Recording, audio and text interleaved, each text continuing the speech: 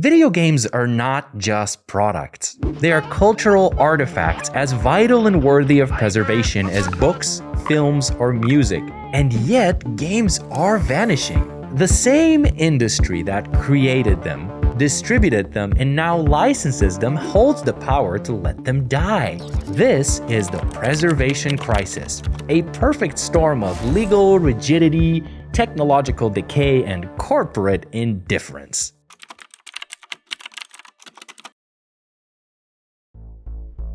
In 2022, a player launched Steam and saw a warning. This title will not be accessible after September 1st, 2022. The game was Assassin's Creed Liberation HD, a single-player title, already paid for, already downloaded, and now disappearing. Ubisoft quickly walked it back. They said it was a mistake.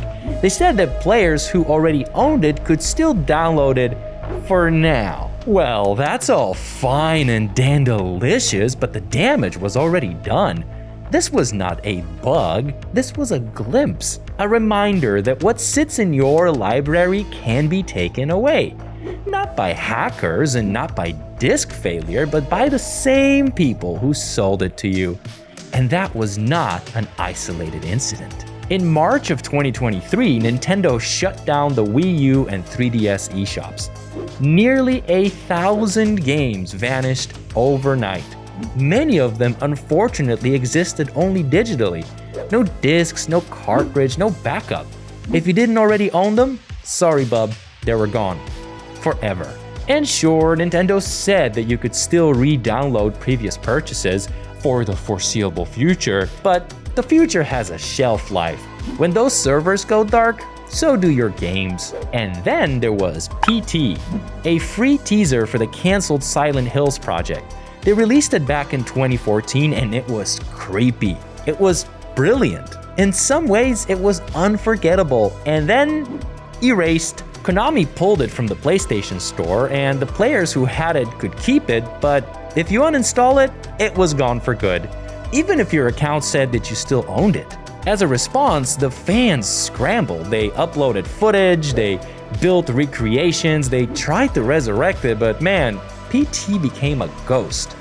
Not because of licensing, not because of hardware limits, but because the publisher said, no more. Oh, and what about games that don't just disappear but get overwritten? In 2022, Overwatch 1 was shut down to make way for Overwatch 2. There was no legacy mode, there was no separate launcher, there was just a patch, and the old game was gone. Same name, same launcher, different game, different rules. You didn't get to choose. Blizzard chose for you. And that's the point. We're not just losing access here, man, we're losing control. All of these stories that I'm telling you are all different, but they echo the same truth. You don't own your games. You rent them from infrastructure that you do not own, from platforms, from publishers. And if they change their mind because of cost or margins, partnership agreements, licensing, or just pure apathy, then it's over. The game disappears. How did we even get in this situation, dude? Well, to understand that, we need to rewind. We need to rewind back to a time when owning a game meant just that.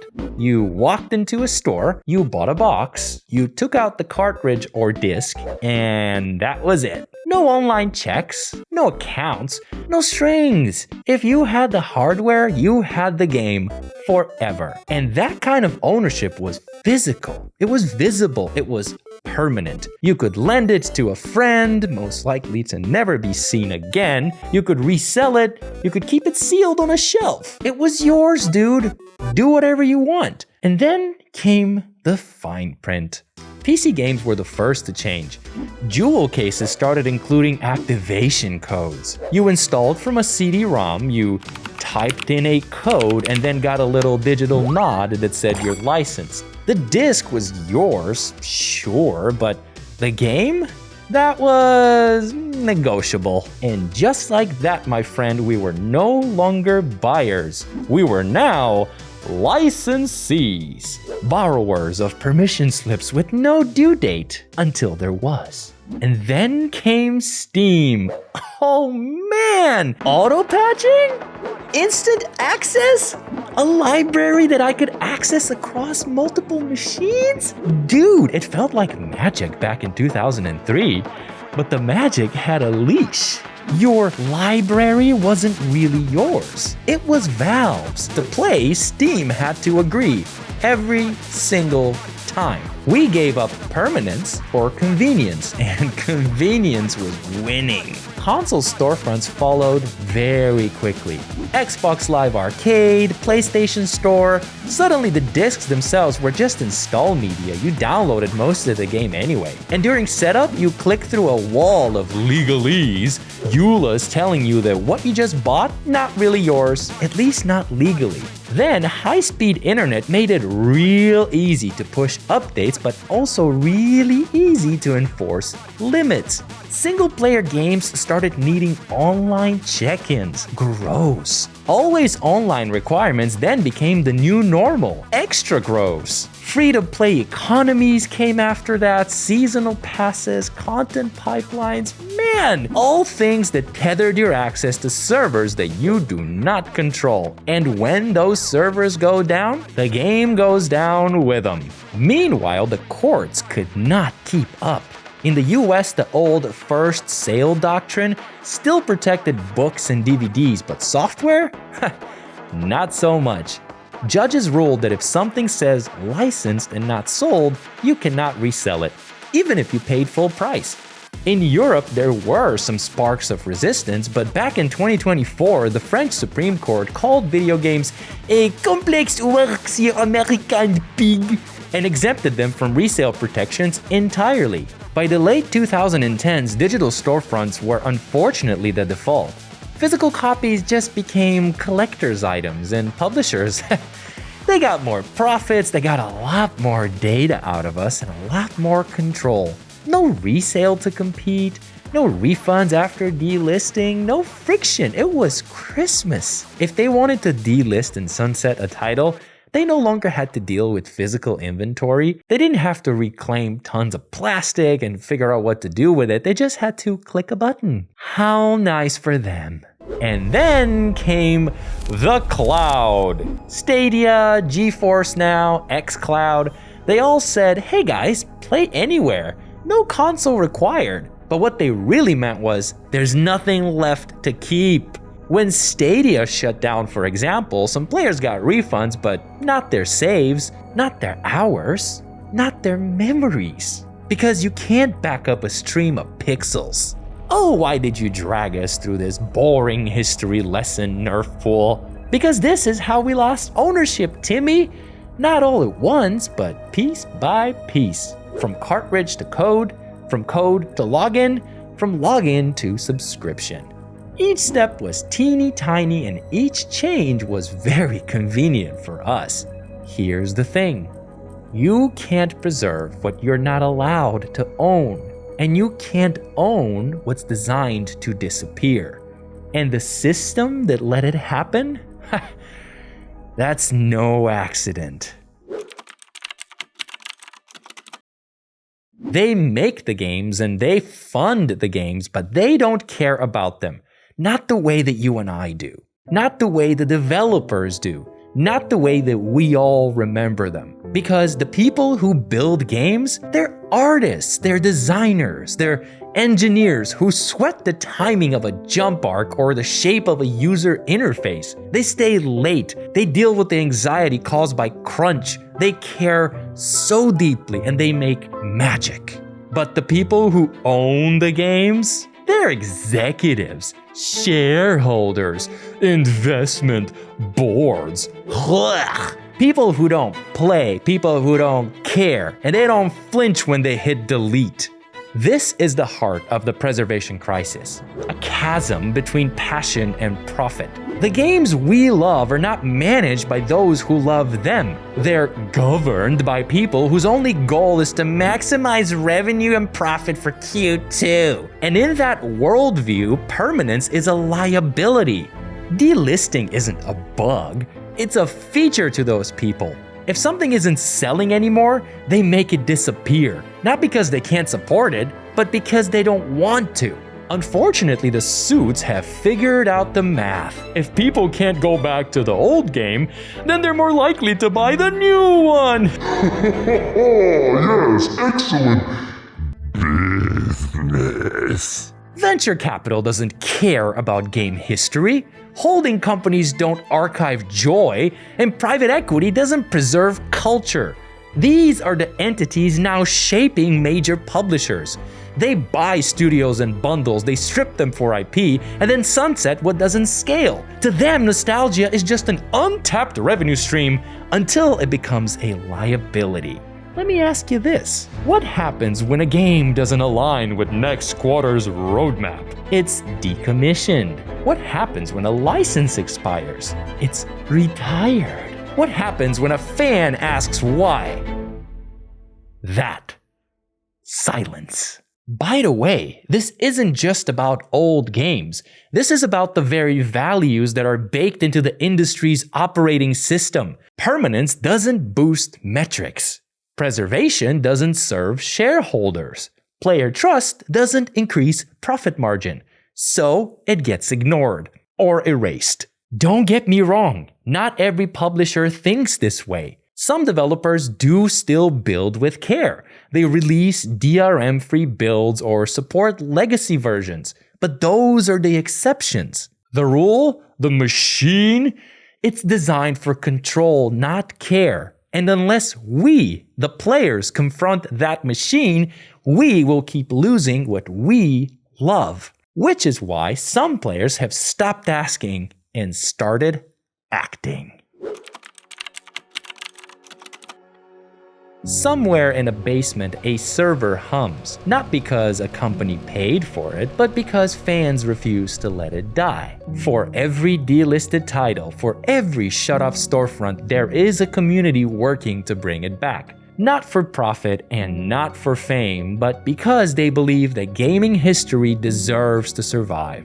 These people, they are modders, they're hackers, data hoarders, hobbyist archivists, and to some in the industry, they're criminals. But to anyone who loves this medium, they're historians. If you've ever played a Super Nintendo game on your PC, you've used an emulator. It may seem like a trick, but it's actually a preservation tool, a way to reconstruct how an old console worked, down to its quirks, its bugs, and even its timing logic. They let us revisit games that would otherwise be completely inaccessible. And yet, companies often treat these tools like threats. Even if you own the original cartridge, even if the company no longer sells the game, even if the alternative is cultural extinction. They say it's piracy, but what if it's resistance? Here's an example. The Internet Archive is not just for Wayback Machine screenshots. It's also one of the only organizations in the world trying to preserve old software at scale, including games. It's beautiful, man.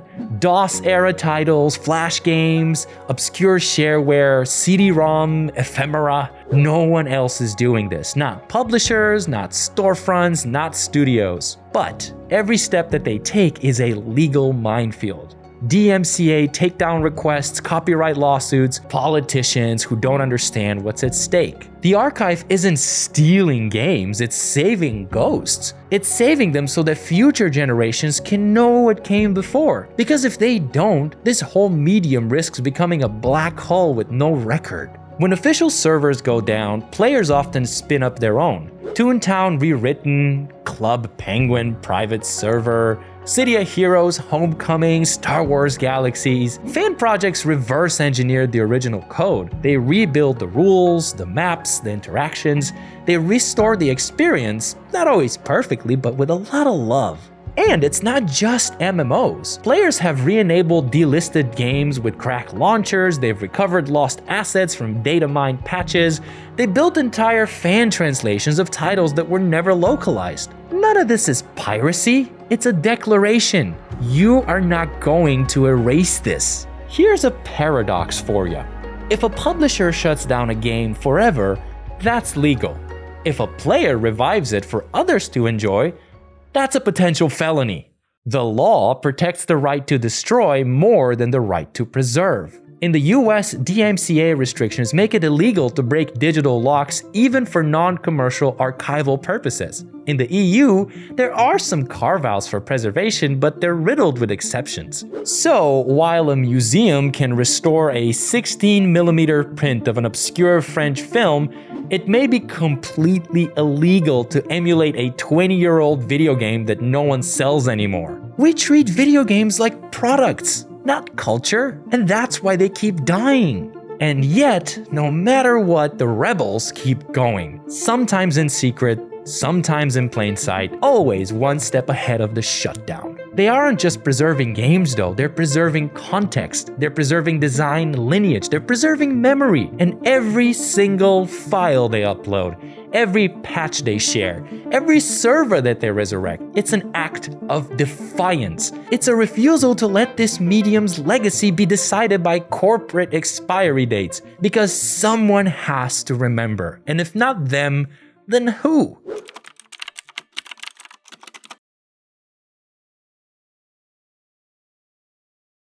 Video games are not just products. You heard me say it at the beginning. Maybe you nodded, maybe you already believed it, but now maybe you feel it. We've seen how ownership eroded, how servers shut down, how games completely vanished, and how players in their basements and forums and GitHub pages fought to remember what the industry tried to forget. We've seen that buying a game doesn't mean you own it, that pressing play depends on permission. The convenience came at a cost that we didn't see until things started going dark. And yet, there is hope.